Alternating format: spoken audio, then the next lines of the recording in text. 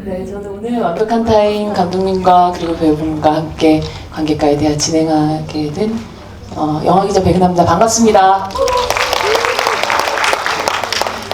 여러분 큰 박수 주시면 이재규 감독님과 윤경호 배우님 자리하시겠습니다. 큰 박수 부탁드립니다.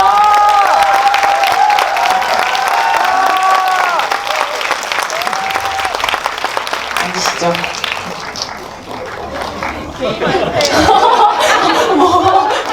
뭐라고요, 여러분? B라고 하셨나요? K라고 여러분. 아니, 첫인사가 굉장히 강렬하네요, 네, 되게. 강렬하네요. 네. 이 영화 10월 31일 개봉 앞두고 있는데요. 오늘 처음 또 관객들 이렇게 또 만나는 아름다운 자리를 가지도록 하겠습니다. 인사 말씀 부탁드립니다. 네. 네, 안녕하세요. 저는 완벽한 타인 연출한 이재규라고 합니다. 반갑습니다.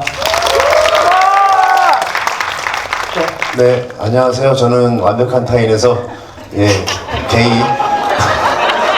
게이자 다혈질 백수 영배 역할을 맡은 윤경호라고 합니다. 반갑습니다. 네, 인사해주세요. 제가 이런 GV 자리가 처음이라 좀 다소 서툴고 좀 말을 잘 못하더라도 양해 좀 부탁드리겠습니다. 열심히 하겠습니다. 아까 들어오시기 전에 뭔가 어떻게 말을 해야 될지 되게 걱정을 많이 하시더라고요. 여러분들도 편안하게 또 질문도 해주시고 또 궁금한 점들도 나중에 물어봐 주시면 더욱더 또 편안한 대답도 해주시지 않을까라는 생각이 들어요. 감독님 영화 데뷔작이었던 영린 이후로 4년 만에 공포 영화로 돌아오셨어요. 네. 개봉을 앞두고 또 이제 기자 시사 끝나고 이제 관객들이 이미 아직 개봉 전이지만 보신 분들도 좀 계시고 이제 여러분들 다 보셨을 텐데 요 시기에 또 느끼는 이 완벽한 타인이라는 영화는 또 어떻게 좀 달라졌는지가 좀 궁금해요, 감독님에게. 크게 달라졌을 건 없는 것 같은데요. 제가 제일 지금 거의 수백 번을 저는 편집하는 과정도 있고 해서 봤는데 볼 때마다 재밌나요? 볼 때마다 재밌지.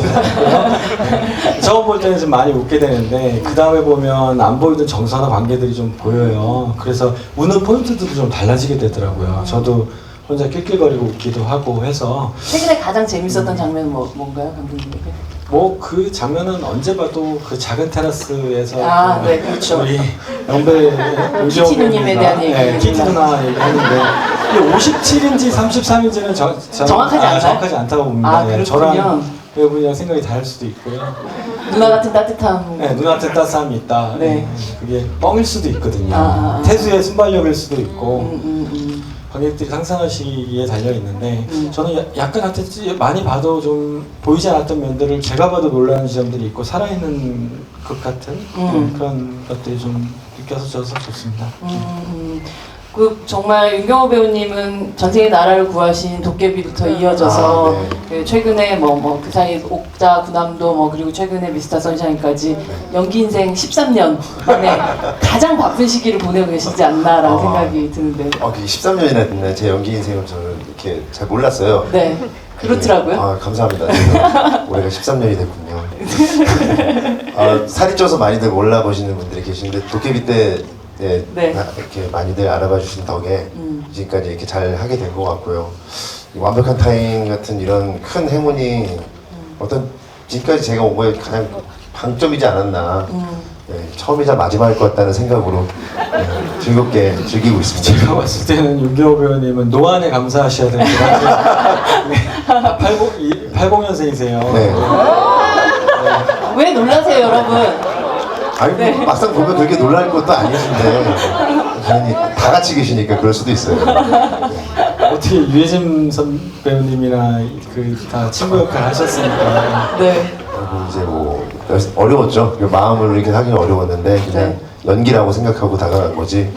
실제로는 이렇게 얼굴 보면 차이가 많이 나는데. 아니 저희 배우님들은 제가 봤을 때 너무 편하게 연기하시는 것 같은데 연기하기 어렵다고 특히 이서진 배우님도 너무 편하게 연기하셨거든요. 그쵸. 인터뷰만 하면 바람둥이 연기를 하기가 너무너무 어렵다고. 너무 힘들었다고 그러세요. 네. 저는 옆에서 봤을 땐 별로 힘들어 보이지 않던데. 근데 뭔가 지금까지 우리가 드라마나 혹은 영화 속에서 보아왔던 어떤 배우들의 이미지들 같은 것들을 이 영화 속의 캐릭터에서 조금 뒤집어서 캐스팅을 했다라는 생각 같은 게 많이 들어요. 네, 뭐 이서진 일단- 씨 어떻게 생각하실지 모르겠지만, 네. 네, 이게 약간 관계 삼각구도가 되게 중요했었고요. 그래서 그 김지수 씨나 조진웅 씨 같은 게 예를 들어서 일단 망망대해에 떠 있는 배의 닷새 역할을 좀 해주셨어야 됐어요. 극 전체의 기둥이 돼서 무게 중심을 딱 잡아주고 조진웅, 김지수 커플이 그리고 이서진 역할을 또 이서진 씨나 그 송하윤 씨 네. 커플은 파도를 일으켜주는 거죠. 파동을 좀 일으켜주면 그 망망 배 위에 흔들리는 배 위에 태수하고 수연이 있게 되는 거죠. 김소월 씨 같으세요. 네, 실적으로 표현을 한다면 네, 이런 상태의 삼각구도를 만들어려고 했었고 그렇게 삼각구도가 있는 상태에서 배우하고 배역 사이에 간극들이 다 있어요. 네. 유해진 배우님이 서울대를 나와서 그 변호사를 변호사, 한다라는 게 네. 본인도 너무 어색하셨나 봐요. 물론 그런 역할 하신 적은 있지만 그래서 아이고 우리 속초를 빛난 서울대생들 요 대사만 나오면 얼굴이 빨개지셨어요. 본인이 어색해 하시더라고요. 이제 그리고 굉장히 고지식한 사람 역할을 했어요. 그러게요. 유해진 씨가 사실 고지식한 이미지는 절대 아니거든요. 그렇죠. 네. 되게 일단 되게 유연해 보이시고 그런데 그래서 배우하고 배역 사이 그런 간극들이 좀 있고 조진웅 배우님 같은 경우도 뜨거운 사람이세요. 그렇죠. 네, 좀 네. 뜨거운 배우신데 이제 석호 같은 약간 이성적이고 냉정한 면이 있는 그런 차분한 면이 있는 역할을 했어야 했고 그 주모 역할 같은 경우에는 사실 스트레이트예요. 단순하고 무식한 그 약간 여성들이 봤을 때는 눈높이를 잘 맞춰주는 남자이지만 좀 무식한 남성이거든요. 이렇게 공부를 많이 했고 적게 그런 문제가 아니고요. 근데 서진 씨는 되게 스마트한 사람이에요. 그렇죠. 네, 그것도 마찬가지로 본인과 좀 다른 느낌의 역할을 했어야 됐고요. 그래서 약간씩은 닮은 구석들도 있지만 배우분들이 그 배역하고 다른 그 간극들이 이 극이 좀 어떻게 진행될지 모르는 약간 예측 불가능한 재미들을 좀 줄 수 있었던 것 같아요. 그렇죠. 염정아 배우 같은 경우도 사실은 네. 굉장히 도회적이고 네. 도시적인 이미지. 네. 그리고 네. 그렇죠. 염정아 배우님이 그 지수 씨가 하셨던 예진 역할을 충분히 하실 수 있죠. 그렇죠. 세련되고 네. 도회적인 이미지가 있으시니까. 근데 정아 배우님한테는 또 수연을 할 수 있는 어떤 느낌들이 좀 있거든요. 그래서 말씀드렸다시피 배우 본인의 느낌이랑 또 배우하고의 간극이 또 거기도 역시나 존재해요. 이런 것들이 잘 붙지 않으면 굉장히 어색하고 또 그게 끝날 때 좀 관객들이 좀 동의하지 않는 상태가 될 텐데 저희 배우분들이 너무너무 그 간격을 좁혀주셨어요. 유해진이랑 염자가 부부라고? 말도 안 된다고 얘기했던 분들도 많거든요. 네. 근데 그게 다 끝났을 때는 부부 같아 보여요. 잘 네. 어울려요. 이제 그런 것들이 이제 그게 어떤 재미나 호흡을 좀 만들어준 것 같습니다. 이 어떤 아름다운 짝수들이 있다면 그 마지막 홀수를 만드는 캐릭터시잖아요. 예. 예, 예. 히든 카드였습니다. 네. 그랬나요? 몰랐어요? 감사합니다. 저는 방금 한 커플은 다치고 한 커플은 배 네. 위에 서 있고 한 네. 커플은 파도를. 바람은 나는 어디 있었나 이 생각을 지금 그러니까 어떤 계속, 존재일까요? 감독님이 그 직접으로 표현을 관심이 하시는. 없었죠. 히든 카드였고요. 영배는 관객들이 잘 모르는 얼굴이었으면 좋겠다는 생각을 했고요. 우리 경호 씨한테는 노안이니 뭐 자꾸 이래서 미안하긴 하지만 좀 평범한 사람 외모를 가진 사람이고 좀 개 같은 느낌이 있다는 거는 좀 어폐가 있는지 모르겠지만 쉽게 좀 그렇게 보이지 않는 평범한 사람이었으면 좋겠다는 생각을 했었고요. 그래서 처음 등장할 때부터 관객들이 저 사람 누구지? 하는 호기심이 조금 더 있고 숨어있는 듯한 삼각구도 안에서 좀 약간 벗어나 있어서 관심권 밖에 있다가 막상 반전이 일어나면서 좀 주목하게 되고 하는 그런 배우였으면 좋겠다라고 생각했었죠.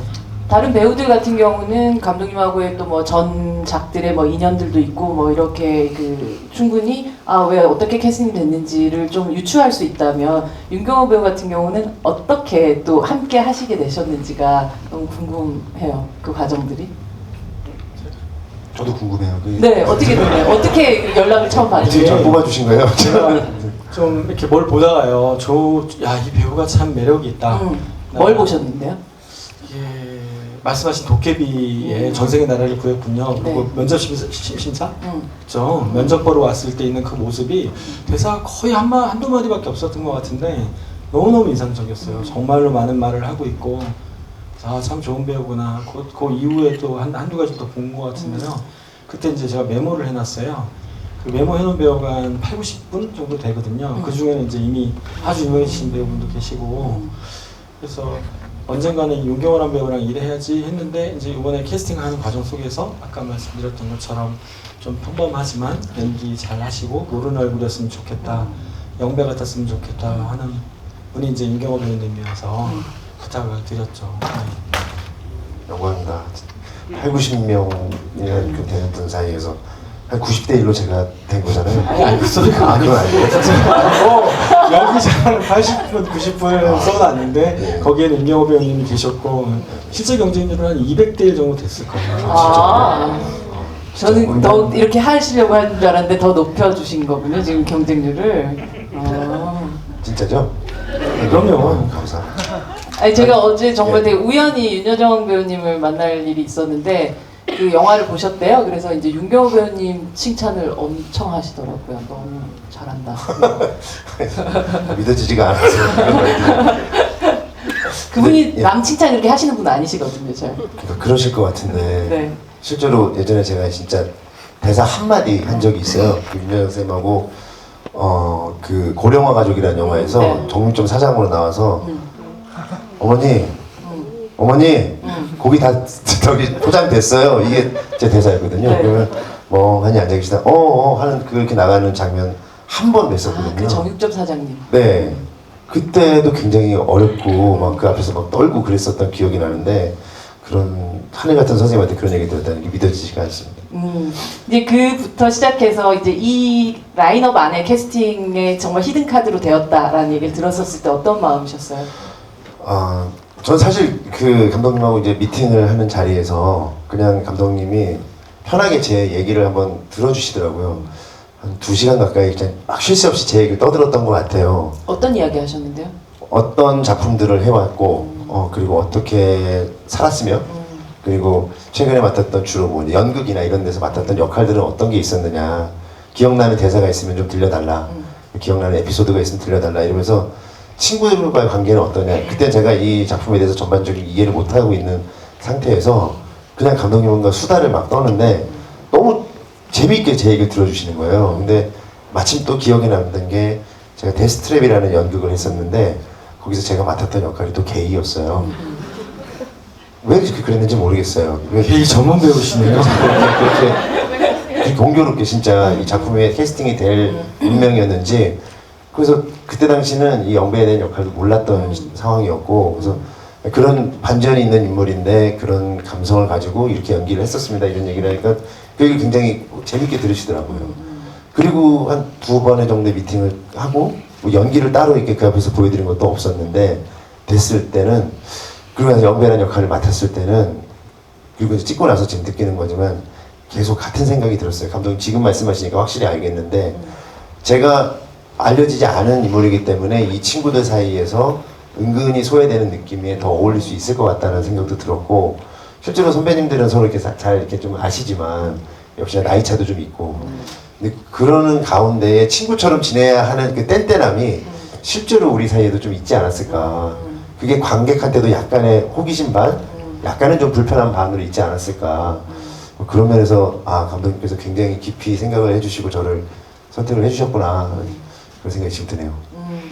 말씀하셨던 것처럼 이 영배의 캐릭터 같은 경우는 성소수자이기 때문에 다른 어떤 캐릭터들보다 굉장히 예민하게 디자인이 좀 되어야 되는 그런 캐릭터였을 것 같아요. 조심스러운 부분도 많았을 거고 네. 그리고 오해받을 수 있는 부분들에 대해서 혹은 아니면 지금까지 매체들에서 보여져 왔었던 어떤 스테레오타입화되었던 그런 이미지들을 그대로 가져가지 않겠다라는 어떤 생각들 같은 것도 좀 있으셨을 것 같아요. 사실 그 부분이 제일 제가 이제 개봉하게 되면은 가장 어떻게 보면 두려운 부분이에요.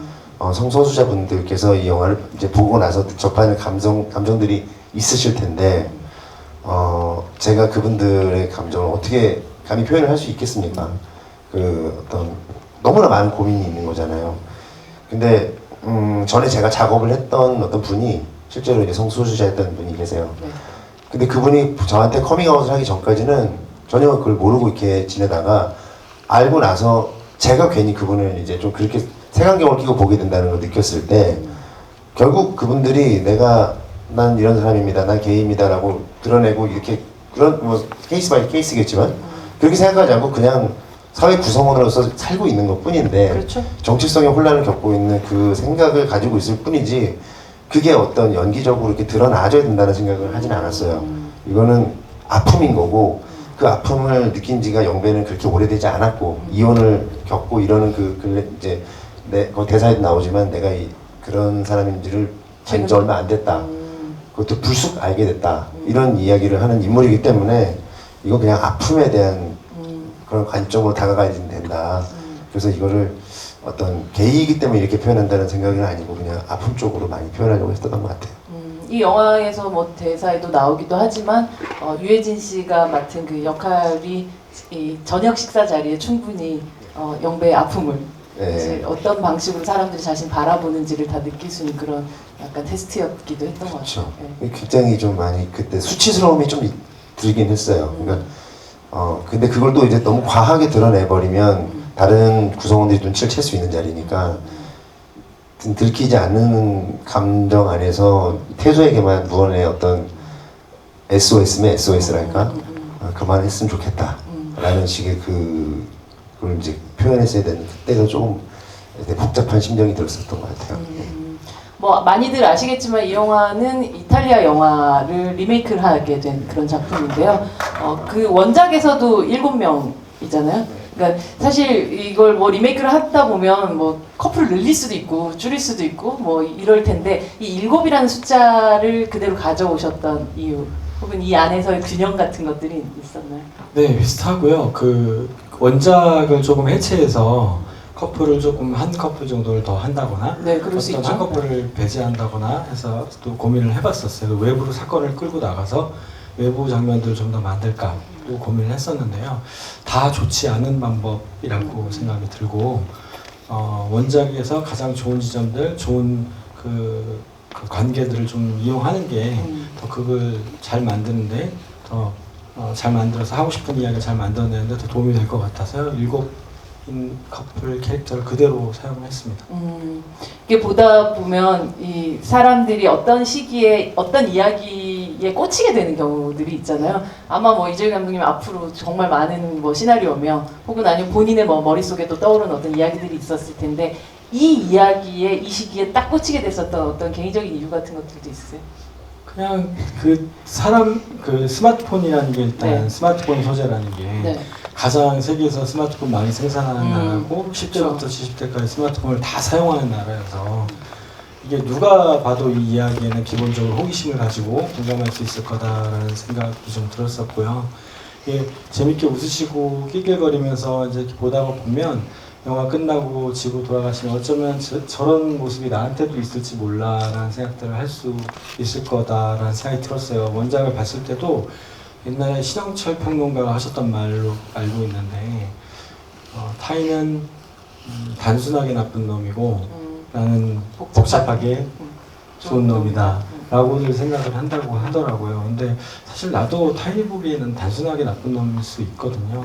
그런 그러니까 별반 다르지 않다는 거죠. 저희가 살아가는 모습들이라는 게 약간씩은 다 문제점을 안고 있고 그렇더라도 어느 정도는 그걸 안고도 살아가는 게 되게 지금 누구나 다 평범하고 그런 모습들을 좀 한번 얘기해 볼 수 있지 않을까. 이따가 또 어느 분이 질문하신다고 말씀드리겠지만 이 이야기는 원작과는 조금 다르게 두 가지 관점에서 보게 좀 만들어 놨어요. 그런 거는 좀 해석에 따라서 좀 다르게 느끼실 수 있을 것 같아요. 스마트폰 얘기를 하시니까 두 분은 안드로이드 아이폰 저는 갤럭시입니다. 갤럭시입니까? 네. 저는 쓰는 건 아이폰을 쓰고 있습니다만. 네. 아이폰 같은 사람이군요. 네, 제가 그것 때문에 자꾸 정체성이 혼란이 오는지도 모르겠어요. 여자를 아이폰에 비유하더라고. 그래서 꾸준히 아이폰을 써왔습니다. 핸드폰 들고 계시면 여기서 좀 꺼내놓고 하면 아니 뭐 이거를 굳이 여기서 뭐 증명할 것 같지 믿어진 씨도 없는데 굳이. 아이폰을 이 영화를 찍고 또 같이 촬영을 하다 보니까 혹시 이런 게임을 주변인들과 한번 해보신 적 있으세요? 이거 말도 안 되는 거죠 진짜 하면은. 안 해보셨어요 그래서? 이 시나리오 읽은 순간부터 그런 생각이 들었을 때 식은땀이 나더라고요. 저는 이제 결혼을 해서 이제 아기가 하나 있는데 딸이 한 명. 결혼해서 아기가 있다는 것 자체가 이런 게임을 하기에 더 안 좋은 환경인가요? 섬뜩하더라고요. 아, 그러니까 섬뜩하고 이 시나리오를 우리 와이프가 보면 안 되겠다는 생각. 그리고 이게 저한테도 그런 습관이 있었던 거예요. 저도 모르게 핸드폰을 뒤집어 놓고 얘기를 할 때가 종종 있더라고요. 특히 이제 와이프랑 연애를 오래 했는데 때로는 이제 이게 한참 연애에 불타있던 시절에는 이게 방해가 돼서 이런 적도 있지만 더러는 같이 작업하는 그런 후배 동료들의 문자에 혹시나 오해를 할 수 있는 여지가 있을 때가 있어가지고 그러면 이게 이 상태에 있는 자체에 자기가 못 느꼈던 그런 것들이 나오더라고요. 아, 그래서 영화를 찍고 나서는 이제 최대한 사실 뒤에 이런 게 달려 있으면은 이렇게 되잖아요. 그래도 꿋꿋하게 이렇게 놓게 되는 습관이 생겼어요. 절대 하면 안 될 것 같아요. 이렇게. 저희 미술 스텝이 네. 한 20대 초반이신데 그 술자리에서 한번 했대요. 아, 정말로 했대요? 네, 했다가 15분 정도 만에 한 분이 울고 그 자리에 초토화가 됐대요. 아, 네. 근데 진짜 그런 게 상상을 해보면 네. 이게 문자가 왔을 때 네. 이 주변 사람들이 같이 공유하면서 누구랑 같이 있다라는 걸 솔직하게 얘기해야 되잖아요. 네. 혼자 있어가 아니라 나 지금 누구랑 같이 있어라고 얘기하는 순간 그 구성원을 아는 사람이면은 우리는 기본적으로 그거에 대해서 은밀한 얘기를 나누게 된다는 거죠. 예를 들어 나 지금 감독님하고 같이 있는데 그러면 안 불편해? 뭐 이런 식으로 이렇게 올 수 있는 거거든요. 너는 그 새끼 싫다 그랬더니 왜 이렇게 같이 이렇게 수정. 그러니까요. 라미란 씨, 김소울 씨 같은 그런 대답을 네. 하실 수 있는. 이건 여담입니다만 아까 기자분들이랑 인터뷰하다가요. 네. 본인이 여자 기자분이신데요. 남자친구 화장실 간 사이에 남자친구 전화기가 이렇게 울리길래 이렇게 봤대요. 근데 허걱한 게 뒷번호가 특이한 번호였는데 남자친구랑 뒷번호가 같더래요. 근데 묻지 않고 넘어갔었대요. 네. 며칠 후에 다시 그 번호가 또 이렇게 있는 자리에서 뒤집어 놨어야 되는 것 같아요. 이렇게 놓으셨나 봐요. 이거 조심하셔야 돼요. 또 올렸는데 또 뒷번호가 남자친구랑 같은 전화가 와서 물었고 그게 사실은 그 남자친구분이 약간 다른 분을 만나는 결정이 났다고 하더라고요. 저도 깜짝 놀랐어요. 그래서 그분은 굉장히 극공감하셨어요. 이 영화. 정말 이 영화는 제가 잠깐 기다리면서 그런 얘기도 했지만 결혼 유무나 결혼 여부나 혹은 아니면 자신의 어떤 트라우마 여부에 따라서 굉장히 다른 방식으로 좀 다가올 만한 그런 영화가 아닐까. 보는 사람에 따라서 진짜 공포 영화가 될 수 있어요. 어떤 분은 허러로 본다고 하시더라고요. 올해 나온 허러 중에 두 번째 정도 근데 실제로 이런 인터뷰를 정말 많이 이렇게 인터뷰상에서 이런 얘기를 많이 한 걸로 제가 알고 있어요. 다른 선배님들도 절대 이 게임을 권하지 않는다. 무대 인사 때도 우린 말씀을 드렸고 다 했는데도 와이프가 충분히 그거에 대해서 이해를 하고 있는데도 어제 저한테 농담으로 그러더라고요. 그래서 나한테 공개할 수 없어? 그래서 다 알잖아 왜 그래 갑자기. 그런데도 진짜 할 수 없는 거야? 이렇게 얘기를 하는데 그 대꾸를 못 찾겠더라고요. 얘기를 하면 할수록 제가 이상한 사람이 되고 그러니까 이거는 우린 지켜주는 게 좋은 거야. 이건 사생활이야 라고 얘기하는 순간 사생활이라는 말에 굉장히 그렇죠. 상처를 받더라고요. 비밀의 방이라는 것이 있다는 것 자체를 인정하기가 되게 어려운 관계들이 있잖아요. 네. 최근에 이제 영화 개봉한다는 소식 듣고 주변에서 막 인사말이 올 때 여자 후배들이나 아니면 좀 이렇게 평소 연락 안 하던 사람들의 인사말이 좀 친근하게 오면 저도 모르게 이렇게 자꾸 신경을 쓰게 되더라고요. 이름 바꿔놓고 막 그러시는 거 아니 아니죠? 그렇게 살지는 않았어요. 이게 아무래도 그 시나리오를 쓰는 그런 영화 준비하는 과정에서 말씀하셨던 것처럼 이렇게 다양한 사람들의 여러 가지 케이스들에 대해서 좀 수집하는 그런 순간들이 있으셨을 것 같아요. 아니요, 그거를 좀 알아보긴 했었는데요. 근데 그것보다는 어떤 관계성에서 오는 이야기가 중요해서 지나치게 이제 에피소드를 찾아서 가게 되면 좀 사변적인 이야기가 될 것 같아서요. 캐릭터하고 관계들에 집중해서 이야기를 만들려고 했습니다. 그 준모의 그러니까 이서진 씨의 전화벨 소리가 I Will Survive가 이렇게 흘러나오는 순간 정말 무서웠죠. 그 노래가. 근데 이 음악을 선택하셨던 혹은 이 음악 외에 다른 또 후보들이 또 있으셨는지 어떻습니까? 이 I Survive 곡이 갖고 있는 함의가 한 2가지 정도가 있고요. 이 곡을 또 사용하는 방식도 약간 극의 형식이랑 비슷하게 이제 사용을 했는데 I Survive는 개인 문화권에서 좀 많이 사용하는 곡이라고 하더라고요. 그래서 약간 그런 의미도 있고요. 또 하나는 이게 준모의 벨인데 세경의 대사이기도 해요.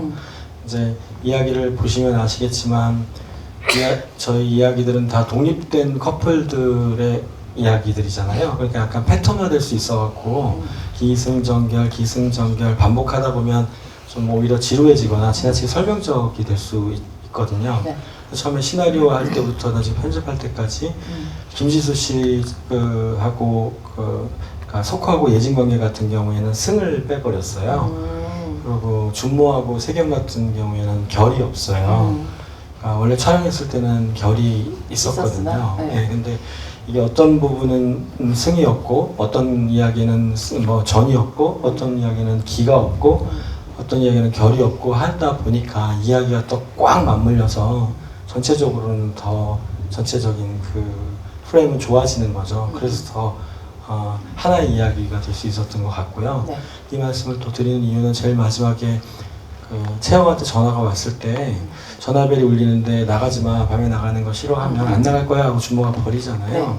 네. 그때 이제 영어를 하시는 분들은 알겠지만 이제 I Survive 노래가 울려 퍼지는데 그 가사가 너 때문에 내가 눈물로 지새운 밤이 얼마나 많았는지 모르겠지만 나는 이제 강해졌고 괜찮아. 너 없이도 살아갈 수 있어. 이런 뉘앙스의 가사들이 나오거든요.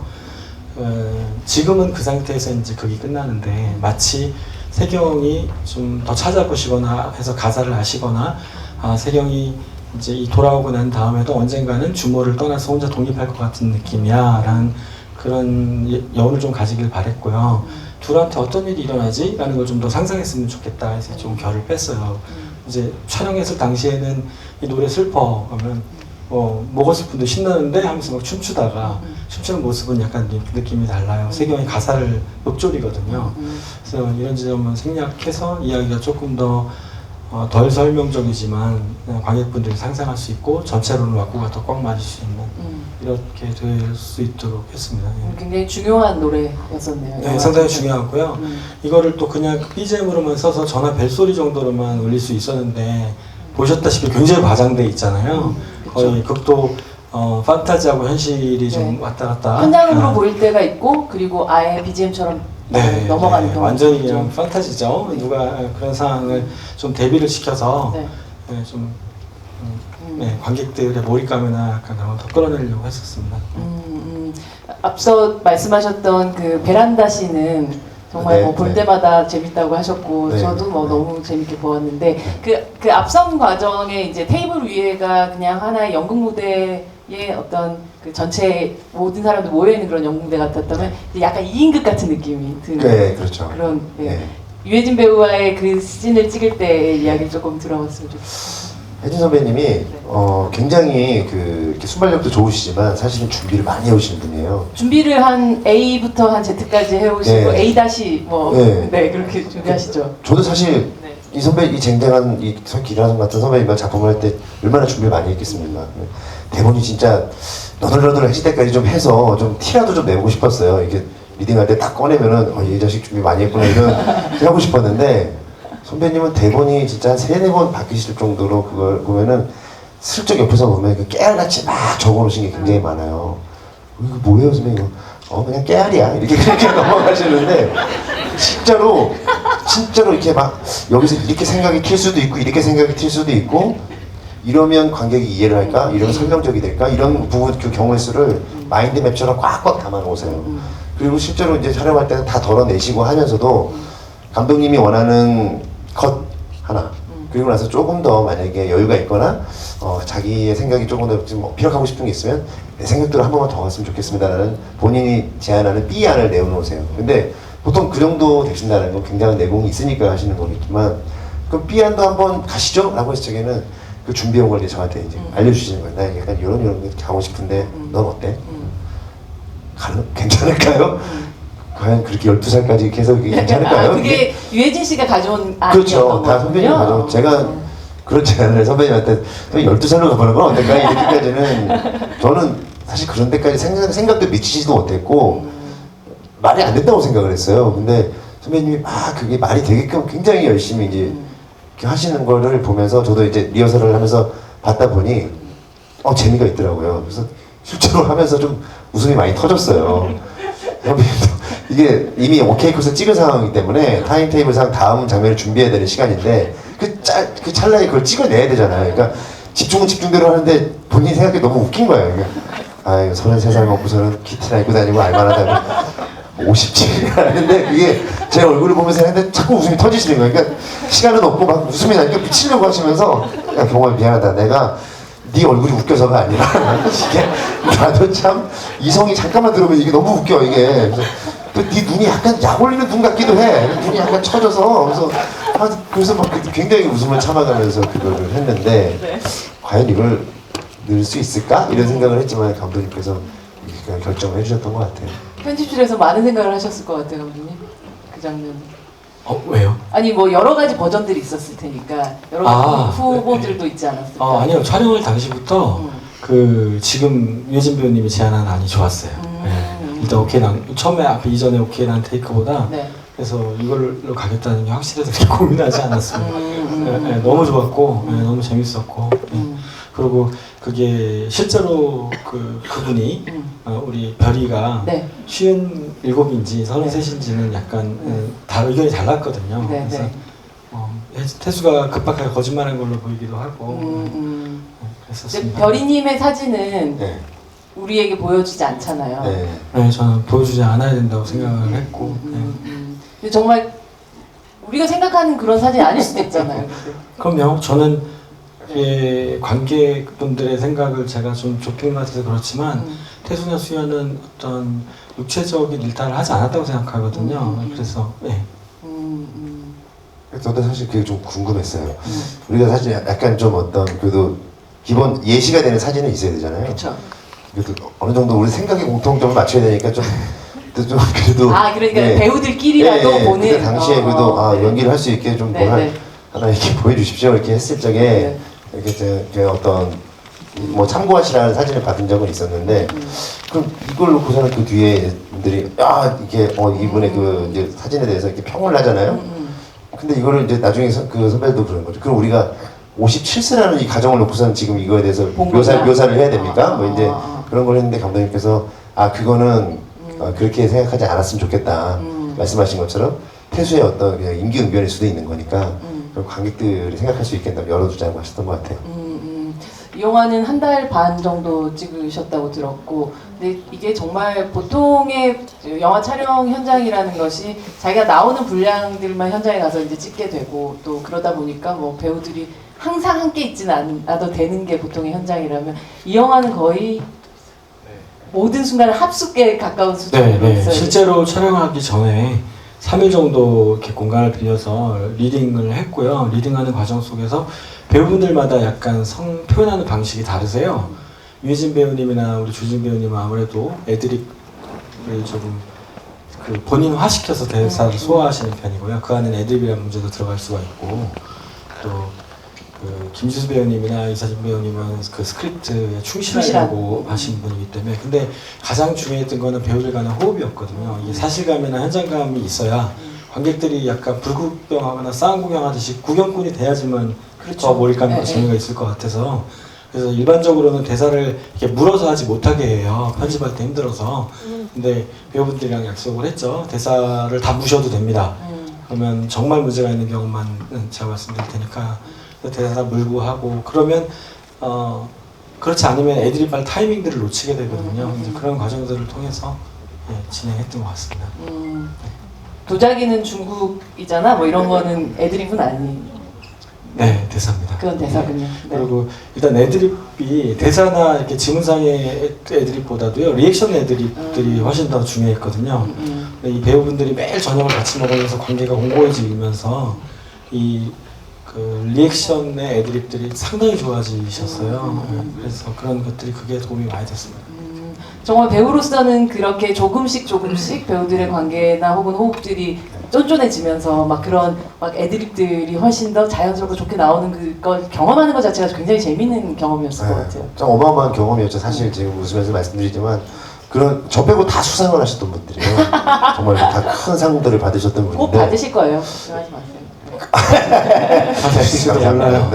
근데 그분들이랑 처음에는 눈을 마주치는 것도 약간 떨렸는데 식사 자리라든지 뭐 어쨌든 우리 공간 자체가 7명이 다 있어야 되는 게 되는 거니까 오히려 왔다 갔다 하는 게 귀찮아져서 나중에는 컷을 해도 그 자리에 앉아 있고 슛이 들어가도 그 자리에 앉아 있고 계속 수다를 떨다가 슛이 들어가면 그게 대사로 이어지는 그런 분위기가 형성이 되니까 아이 컨택이 너무 편안해지면서 리액션들도 자연스러워지고 이게 정말 모두가 다 이걸 한 마음으로 갈 수 있었다는 게 그게 너무 소중했던 경험인 것 같아요. 이런 보통 자기 신이 끝나거나 자기 대사가 없을 적에는 자리를 떠나 있기도 마련인데 이 자리가 좋으니까 이분들이 안 떠나시는 거예요. 그래서 자연스럽게 지켜봐주고 아 그럼 저분들이 저런 씬을 하는 동안 우리는 어떤 리액션을 해야 될까? 나중에 구성원과 또 자연스럽게 얘기를 나누게 되고 잠자는 시간 빼고는 계속 같이 있게 되니까 진짜 공고해질 수밖에 없었어요. 게다가 맛있는 음식이 또 앞에 계속 있기도 하고. 네, 그 맛있는 음식이 첫날은 맛있는데 이게 사실 한 달 반 동안 그 음식을 보고 있으면 메뉴를 계속 또. 네, 그게 좀 힘들긴 해요. 초반에는 닭강정도 드시고 순대도 드시더라고요. 근데 처음에 순대를 먹는 순간 한 3접시를 먹어야 돼요. 하루 촬영하면. 그러면 이제 지치셔갖고 그걸 자세히 보시면 아시겠지만 후반으로 갈수록 양상추만 드세요. 그래서 처음에는 야 속초 음식 다 모였다면서 막 좋아하다가 네. 굉장히 깨작깨작 드시는 걸 보게 돼요. 혜진 선배님도 처음에는 막 드시다가 나중에는 야 좀 내 접시에는 좀 안 보이게 두부 같은 거를 좀 바꿔 담아주면 안 되니? 뭐 이러면서 진짜 그리고 막 물곰탕을 드시는데 한번 밥을 말았단 말이에요. 네. 밥을 말아 드시다가 그게 계속 걸려서 밥을 맛있게 드셔야 되니까 어느 아유 타이밍에 내가 어떤 걸 밥을 왜 먹는다. 말아가지고 이러면서 이렇게 막 그랬던 기억이 나요. 네, 여러분들의 질문도 좀 받으면서 저희가 또 이야기를 이어나가도록 하겠습니다. 윤경변님께서 한 분을 네. 또. 가장 먼저 손을 들어주신 것 같아서 남자분께. 예, 오늘 정말 재밌게 잘 봤고요. 지금 보면은 이제 이 게임을 시작하는 게 예진이가 시작을 하는데 예진이랑 준모가 또 바람을 피고 있는 상태잖아요. 그러면 예진이가 왜 그 게임을 시작하게 되는지가 좀 궁금합니다.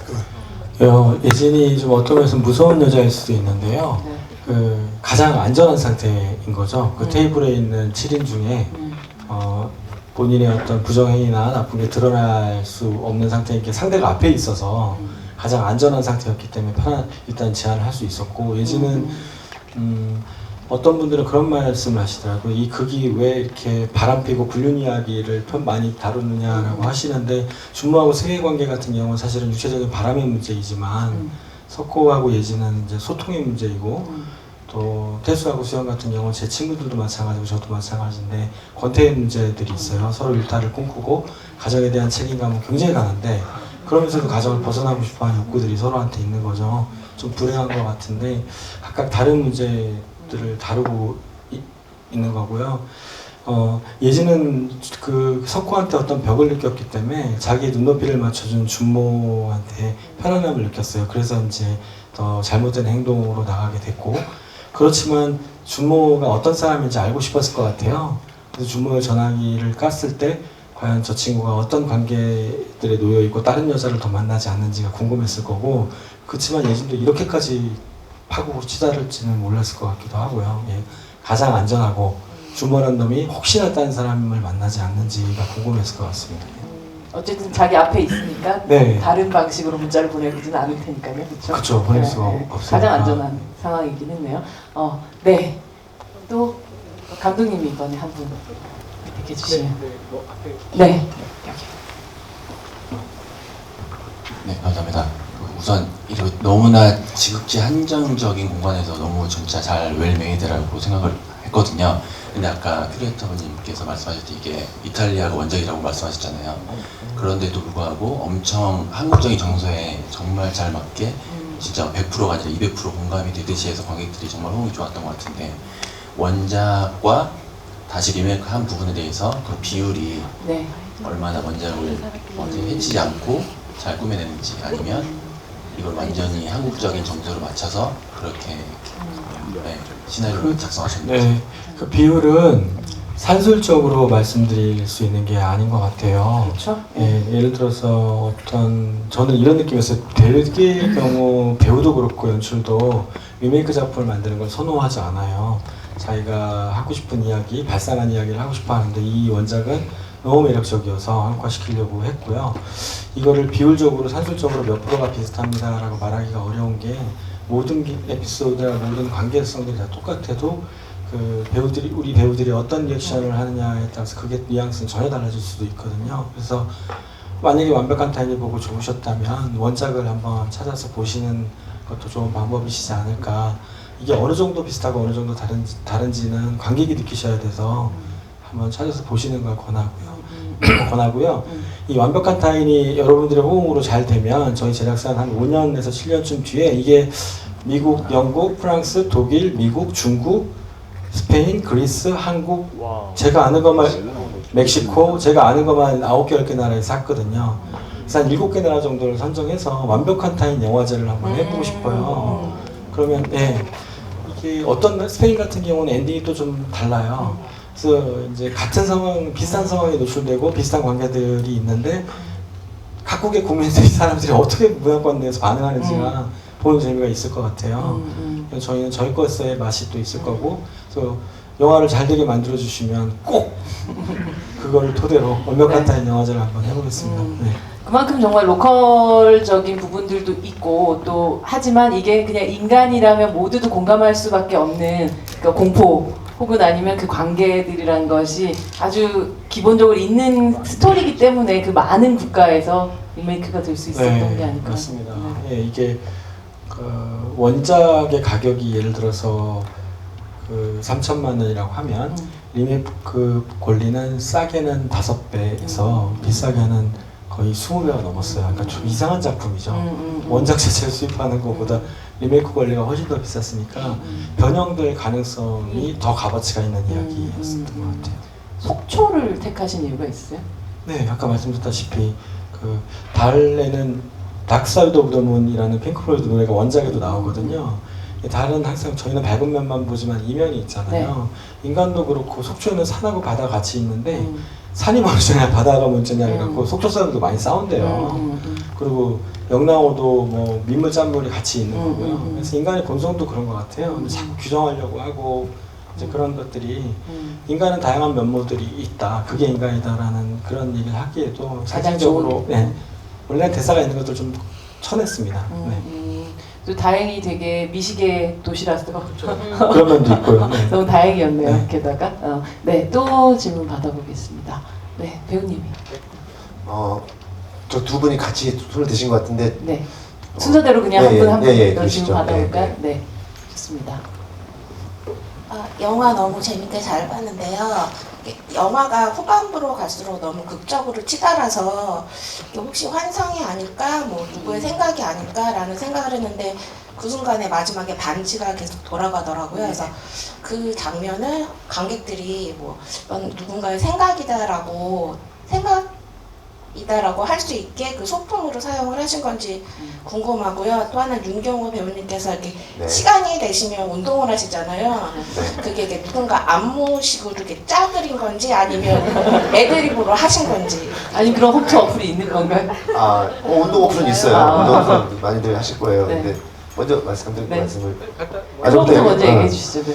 안무처럼 보였을 수도 있겠다는 생각이 드네요. 근데 그거는 지금도 다 기억하세요 그 안무?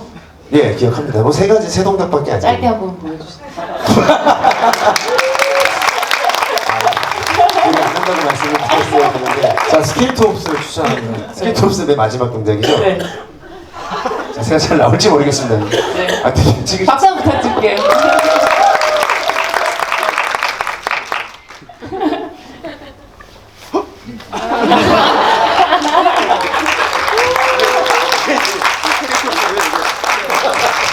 약간 스쿼트 동작을 변형한 거고, 네. 그리고 이제 사이드 스쿼트가 있죠? 사이드 스텝. 이렇게 이제 지금 갑자기 하려고 해서 좀 계속 꾸준히 하고 계신 거 아니세요? 혹시? 네. 아니요, 안 한 지가 좀 됐는데. 그리고 이제 마지막 스파이더 푸시업이 있는데 이건 좀 흉할 텐데 네. 한 김에 하겠습니다. 네. 박수 한번 부탁드립니다.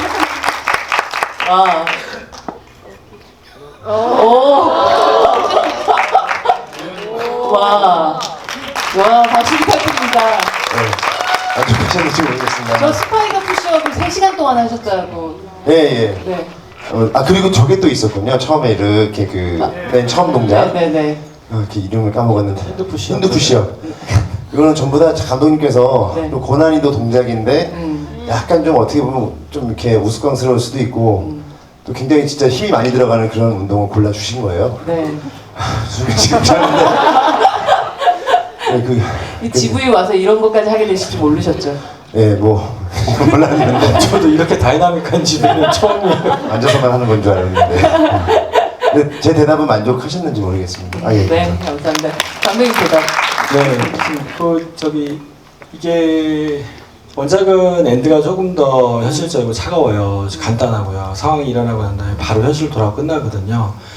근데 이제 보시는 분의 마음 내지는 내가 어떻게 사는 게 좋을까에 따라서 다르게 보실 수 있을 것 같아요. 일단 두 번째 반지가 돌고 있는 건 뭐 말씀하시듯이 얘기 주변에서 하시다시피 인셉션의 오마주 같은 환상입니다라는 거의 어떤 단서예요. 그래서 월식이 있는 동안은 일어나지 않은 일, 판타지고 이 인물들은 집들이 갈 때와 반지 이후에 집으로 돌아갈 때는 좀 달라져 있거든요. 이 일을 겪지 않았음에도 불구하고.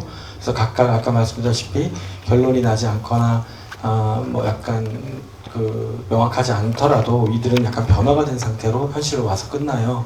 다들 문제를 안고 있지만 그 문제를 어느 정도는 안고 살아가는 게 우리의 모습이지 않을까. 뭐 그런 이제 결론을 그렇게 이해하실 수 있는 거죠. 그래서 어떤 관객분들에게는 이게 약간 허무할 수도 있고 어떤 분들에게는 또 이게 되게 따뜻하고 우리가 사는 모습이지 않을까라고 생각하실 수도 있을 것 같아요. 근데 반대로요. 이게 어느 게 판타지인지는 여러분들이 판단하셔야 될 것 같아요. 예를 들어서 처음부터 그 파국으로 치달은 상황들이 이어지고 예진이 석호에 대한 미안한 마음 또 연민 때문에 석호를 뒤에서 이렇게 앉잖아요. 티라미수를 먹는 그 순간까지가 현실이에요. 이야기는 실제로 다 일어났고 정말 다 파국으로 치달았죠. 그리고 그건 끝나요. 영화 속의 현실은 끝나고 반지가 돌면서 약간 여러분들한테 어떤 가정을 하나 더 드리는 거죠. 그 이후로 판타지가 붙어 있는 거예요. 만약에 이 게임을 하지 않았더라면 이렇게 삶이 이어졌을지도 몰라 라는 거죠. 어떤 게 더 바람직한 삶이고 현명한 삶인지 관객분들이 판단하시면 될 것 같고요. 다만 저는 첫 번째로 생각하시는 게 조금 더 이야기하고자 하는 바였었어요. 누구나 다 완벽하지 않고 약간씩은 정도의 차이가 있을 뿐이지 다 문제점들을 안고 있으니까 굳이 후벼파지 않고 좀 친밀하지만 타인으로 살아가는 게 더 올바르지 않냐라는 이야기를 하고 싶었고요. 그래도 지금 말씀드렸다시피 어떤 분들은 반대로 해석하셔도 무방합니다. 그리고 이 반지가 돌기 전까지를 현실로 봤을 때는 이 관계들은 전부 다 더 발전해요. 제가 하고자 하는 따뜻한 상태의 결론보다 사실 세경하고 준모는 깨져야지 되는 관계로 보이거든요. 반드시 준모는 벌을 받든지 세경으로부터 떠나야 되고 세경은 혼자 독립해야지 되는데 이 어쨌든 뭐 난리가 나는 상황에서는 세경은 떠나가잖아요. 자기 본인의 삶을 찾아서. 그리고 예진도 그동안 잊고 있었던 남편에 대한 어떤 연민, 남편에 대한 미안함을 느끼면서 석호를 바라보게 돼요. 또 석호는 그런 예진의 어떤 부정행위를 아는지 모르는지 애써 알려고 하지 않으면서 들어온 소영이를 생각하면서 위로하거든요. 이런 것들이 다 좀 아수라장, 제가 말 잘못드렸네요. 네? 이 판타지 안에 이야기를 해야 되는데 어쨌든 전체가 다 아수라장이 되지만 하나하나 곱씹어 보시면 다 관계가 오히려 발전하고 있거든요. 그 골마 터진 상처 고름 짜듯이요. 네. 그래서 어떻게 봤을 때는 이게 저희들의 삶에서 좀 차갑고 고통스럽지만 더 좋을 수도 있고요. 말씀이 좀 길어졌는데 이 반지, 돌을 만지를 기점으로 해서 관객분들이 좀 생각을 하시면 될 것 같아요. 근데 저한테 물으신다면 전산이고요. 예. 인셉션이란 영화가 없었다면 반지 말고 뭘 하셨겠어요? 글쎄요, 다른 걸 막 생각을 했을 것 같은데 네. 한참 생각해봐야 될 것 같은데요. 그러니까요. 네, 크리스토퍼 놀란 감독한테 감사드립니다. 놀란 감독이 없었으면 절대 나올 수 없는 장면이 아니겠습니까? 네. 윤금호 배우님은 이런 어떤 고름을 짜는 어떤 과정이라는 것이 필요하다고 생각하는 편이세요? 아니면 어떤 면에서 판타지일 수도 있는 그런 제가 이 영화를 출연했기 때문에 참 다행이라는 생각이 들어요. 이걸 만약에 봤다면 이런 질문을 받았을 때 굉장히 두려웠을 것 같아요. 감독님은 전자라고 얘기를 하셨지만 우리 삶에 그런 어떤 뜻하지 않은 변화를 확 자신 있게 다 받아들이고 그거를 이렇게 당당하게 살 수 있는 사람이 몇이나 될까요? 저도 생각보다 겁이 많은 사람이고 제 가정을 지키고 싶은 사람이고 어떤 관계든 간에 크게 문제를 일으켜서 그걸로 인해서 골치 아프고 싶은 사람이 아니라서 저라면 오히려 하지 말자. 네, 좀 겁이 많으니까 하지 말고 그냥 우리 알아도 모른 척하고 넘어가자 이렇게 살 수도 있을 것 같아요. 제가 전자라고 말씀드린 게 저도 그쪽에 네, 아, 이쪽인가요? 그렇군요. 아. 네, 오해했습니다. 제가 잠시. 아, 네, 네. 뭐 주모만큼 나쁜 놈이 아니어서 그렇겠죠. 그런 분들은 사실 더 좀 골마 터져야 된다고 보긴 하지만요. 네. 갑자기 땀을 흘리시네요. 약간 스파이더 푸시. 스파이더에서 땀을 흘리시는군요. 네. 마지막 질문을 받아보도록 하겠습니다. 아까 네. 제가 그 이태리 영화도 몇 년 전에 봤거든요. 그래서 이번에 리메이킹이 굉장히 궁금했는데 너무 훌륭하게 잘 만들어 주셔갖고 제가 정말 그 감독님한테 정말 감탄의 칭찬을 드리고 싶고요. 너무 감사하고 행복합니다. 네. 그리고 제가 궁금한 거는 제가 사실 이거 두 번째로 봤거든요. 근데 이번에 보니까 그 노부부가 그 염정아 배우가 베란다에서 담배를 피울 때 노부부 장면이 보이잖아요. 네, 근데 건너편에요. 감독님의 의도가 저렇게 평화롭고 사랑이 넘치는 노부부도 뭔가 비밀이 있을 수 있다는 의도로 하셨는지 아니면 어떤 다른 의도가 있으신 건지 궁금합니다. 그렇게 약간 그런 의도보다는요 되게 평범한 의도였어요. 수연은 어떤 질곡을 겪고 힘든 상황 속에 놓여 있는데 노부부는 어떤 삶을 살았는지 모르겠지만 지금 두 부부가 같이 있고 둘이 같이 한 방향을 달을 보면서 대화를 할 수 있잖아요. 그래서 그냥 수연은 나도 저 순간에 닿을 수 있을까? 저들은 저 순간까지 얼마나 많은 그 힘든 상황들이 있었을까? 뭐 이런 생각을 그냥 한다고 생각을 했습니다. 네. 특별히 다르게 생각한 건 아니었었어요. 네. 최근에 재혼하신 분일 수도 있죠. 우리는 그 생각을 모르니까요. 못했네요. 완벽한 대단하시네요 타이틀이죠. 진짜. 네. 상상력이 대단하신 것 같아요. 이 영화 죄송합니다 여러분들 아름다운 마음을 제가 깬 것 같네요. 이 애들한테나 하는 질문을 이재율 감독님과 윤경호 배우님께 끝으로 여쭙고 싶습니다. 꿈이 뭔가요? 뭐가 되고 싶으세요? 네, 먼저 하시죠. 그 꿈이라는 걸 최근에도 전에도 그렇지만 왜 꿈은 그런 얘기 많이 하잖아요. 명사가 아니라 동사이어야 한다. 이게 명사라는 건 뭐 이제 잡이나 어떤 직책이 될 수 있을지 몰라도 이렇게 꿈이라고 보기는 어렵다. 예전엔 배우가 되는 게 꿈이었다라고 생각을 했는데 그 배우가 됐으니까 꿈을 이룬 것처럼 느껴지니까 또 되게 허탈하더라고요. 저는 궁극적으로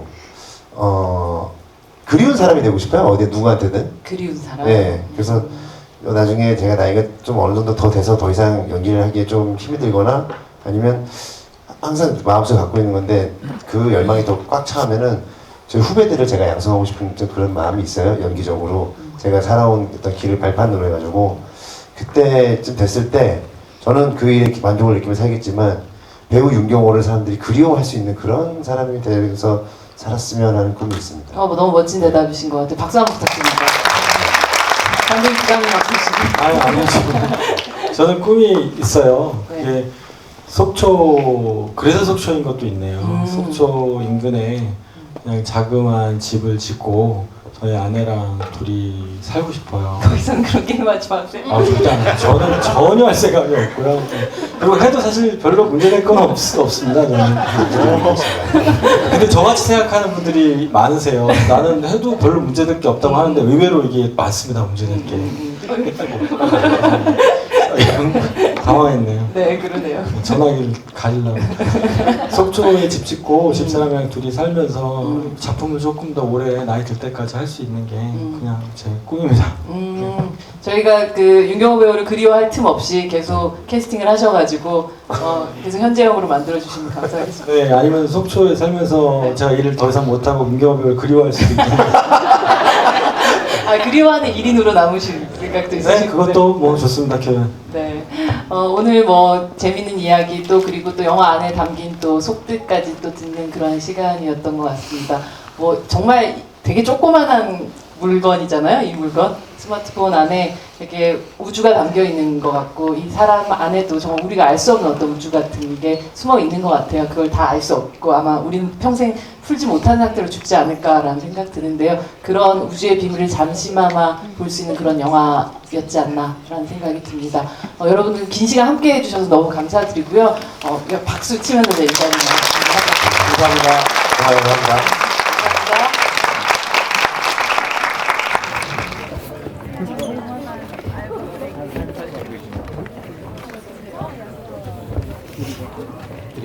들이대.